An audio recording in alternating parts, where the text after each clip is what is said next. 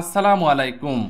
মধ্যপ্রাচ্যের অন্যতম শ্রমবাজার সংযুক্ত আরব আমিরাত বেসরকারি হিসেবে প্রায় 15 লাখ বাংলাদেশি প্রবাসী আমিরাতে অবস্থান করছেন।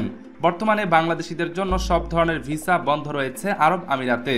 তবে দেশটিতে অবস্থান করা কিছু হাই প্রোফাইল বাংলাদেশি বা প্রথম দ্বিতীয় শ্রেণীর ব্যক্তিবর্গের আবেদন করা দুই একটি ভিসা অ্যাপ্রুভাল মিলছে, যার ফলে বাংলাদেশের দ্বিতীয় সবচেয়ে বড় শ্রমবাজার স্থবির হয়ে পড়েছে। বাংলাদেশিদের ভিসা আইন লঙ্ঘন ও অপরাধমূলক কর্মকাণ্ডের জন্য দেশটির সরকার এমন নীতি দেখাচ্ছে বলে মনে করছেন বিশ্লেষকগণ।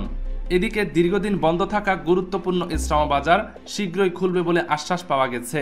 বাংলাদেশের প্রধান উপদেষ্টা মোহাম্মদ ইউনূস সরকার ক্ষমতায় আসার পর থেকেই আমিরাতের সঙ্গে ক্রমেই বাংলাদেশের সম্পর্ক আগের চেয়ে শক্তিশালী হচ্ছে।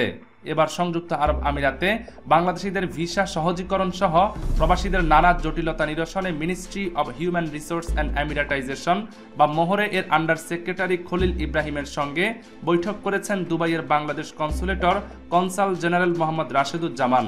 গুরুত্বপূর্ণ এই বৈঠকে দুবাই ও উত্তর আমিরাতে বাংলাদেশিদের কর্মসংস্থানের সুযোগ সৃষ্টি, ভিসা প্রাপ্তি ও ট্রান্সফার সহজীকরণ এবং দেশে বসবাসরত প্রবাসী কর্মীদের সুযোগ সুবিধা বৃদ্ধি নিয়ে আলোচনা হয়।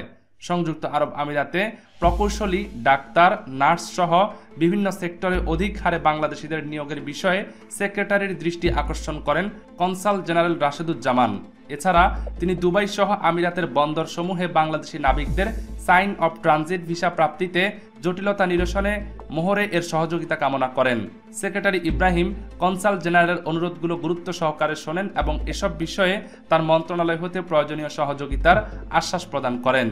এদিকে বাংলাদেশে নিযুক্ত সংযুক্ত আরব আমিরাতের রাষ্ট্রদূত আবদুল্লাহ আলী আল হামুদি ফেব্রুয়ারিতে সংযুক্ত আরব আমিরাতে ওয়ার্ল্ড গভর্নমেন্ট সামিটে যোগদানের জন্য দুবাইয়ের সরকারের পক্ষ থেকে প্রধান উপদেষ্টার কাছে একটি আমন্ত্রণপত্র হস্তান্তর করেন এবং ইতিপূর্বেই তিনি বাংলাদেশিদের জানুয়ারি-ফেব্রুয়ারি মাসের মাঝামাঝির দিকে সকল প্রকার ভিসা খুলে যাওয়ার আশ্বাস প্রদান করেন।